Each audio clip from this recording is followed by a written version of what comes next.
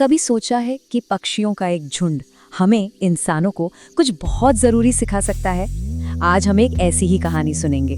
ये कहानी शुरू होती है अमेरिका के एक छोटे से शहर से और पहुंचती है भारत के गांव तक। और पता है ये सब क्यों होता है? सिर्फ एक अजीब से त्योहार की वजह से, जिसका नाम है बजर्ड्स डे। तो चलिए कल्पना करते हैं, मध्य प्रदेश का एक छोटा सा गांव है और स्कूल में एक बिल्कुल साधारण सा दिन। साइंस की टीचर हैं शर्मा सर। वो ब्लैक बोर्ड पर सिर्फ 2 शब्द लिखते हैं, बजर्ड्स डे। पूरी क्लास में ना एकदम सन्नाटा छा जाता है। और फिर एक बच्चा एक सवाल पूछता है और वो एक सवाल पूरी कहानी की दिशा ही मोड़ देता है। ये सिर्फ एक सवाल नहीं था, बल्कि एक खोज की शुरुआत थी। देखिए, ये एक स्टूडेंट का सीधा सा सवाल ही तो था, लेकिन इस सवाल ने एक पुल बना दिया। एक ऐसा पुल जो भारत के इस छोटे से गांव को हजारों मील दूर अमेरिका के एक शहर हिंकली से जोड़ने वाला था। तो चलिए इसी सवाल के साथ इस सफर पर निकलते हैं और देखते हैं कि कहानी हमें कहां ले जाती है। शर्मा सर मुस्कुराए। वो जानते थे कि ये सिर्फ एक त्योहार के बारे में बताने का मौका नहीं है। नहीं, ये तो एक बहुत गहरी सीख देने का मौका है। तो उन्होंने हिंकली की कहानी सुनानी शुरू की। एक ऐसी कहानी जो हमें प्रकृति के उन हीरोज से मिलवाती है जिन्हें हम अक्सर नजरअंदाज कर देते हैं। तो सवाल ये है कि आखिर ये बजर्ड्स डे है क्या भला? ये अमेरिका के ओहायो स्टेट में एक शहर है हिंकली।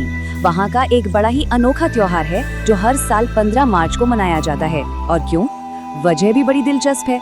हर साल ठीक इसी दिन टर्की वल्चर नाम के गिद्ध, जिन्हें वहाँ के लोग बजर्ड बुलाते हैं, वो सर्दियों के बाद वापस लौटते हैं।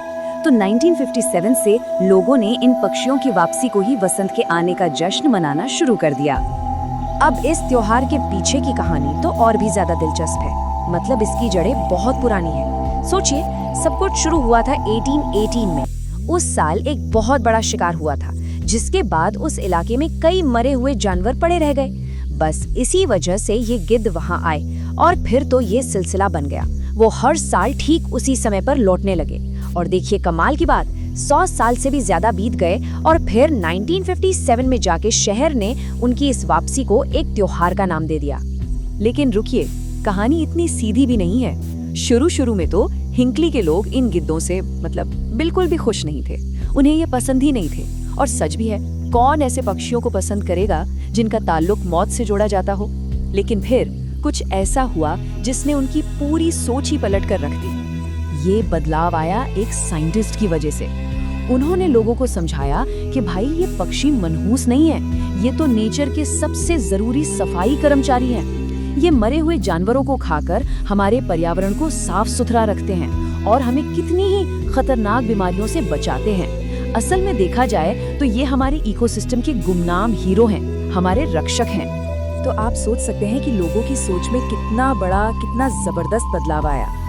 कहाँ तो पहले इन पक्षियों को डरावना और मौत से जुड़ा माना जाता था, और कहाँ अब उन्हें प्रकृति का रक्षक समझा जाने लगा।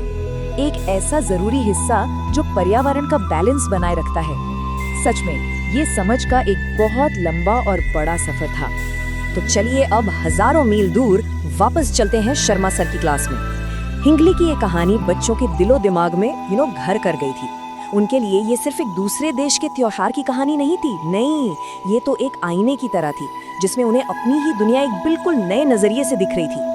तो जब शर्मा सर ने पूछा कि भाई इस कहानी से क्या सीखा, तो बच्चों के जवाब सुनकर वो भी दंग रह गए। सीमा ने कहा कि प्रकृति में कोई भी चीज, कोई भी जीव बेकार नहीं होता। और अमन ने बात को आगे बढ़ाते हुए कहा कि हर एक जीव पर्यावरण का संतुलन बनाए रखने में मदद करता है। मतलब बच्चों ने कहानी का असली सार पकड़ लिया था। और सबसे अच्छी बात पता है क्या थी? ये सब सिर्फ बातों तक ही नहीं रहा। इन बच्चों ने एक संकल्प लिया, 4 बातें तय की। पहला, अपने गांव में कचरा नहीं फैलाएंगे। दूसरा, ज्यादा से ज्यादा पेड़ लगाएंगे। तीसरा, पक्षियों के लिए पानी रखेंगे। और चौथा, जो सबसे जरूरी था, दूसरों को भी पर्यावरण के बारे में समझाएंगे, उन्हें जागरूक करेंगे। ये सच में ज्ञान को एक्शन में बदलने का एक बेहतरीन उदाहरण था। कहते हैं ना, एक छोटी सी चिंगारी पूरे जंगल में आग लगा सकती है या उसे रोशन कर सकती है। बच्चों के इस छोटे से संकल्प ने भी कुछ ऐसा ही किया। इसने पूरे गांव में एक नई जान, एक नई ऊर्जा भर दी। अब ये सिर्फ एक स्कूल का प्रोजेक्ट नहीं था, नहीं, ये तो एक आंदोलन बन चुका था जो उस गांव की पहचान हमेशा हमेशा के लिए बदलने वाला था। और धीरे धीरे गांव सच में बदल गया, साफ सुथरा, हरा भरा। और इस बदलाव का सबसे बड़ा सबूत क्या था? गांव के गेट पर लगा एक नया बोर्ड। उस पर लिखा था, प्रकृति का सम्मान, मानव का कल्याण। ये सिर्फ एक स्लोगन नहीं था, ये उस गांव की नई पहचान बन गया था।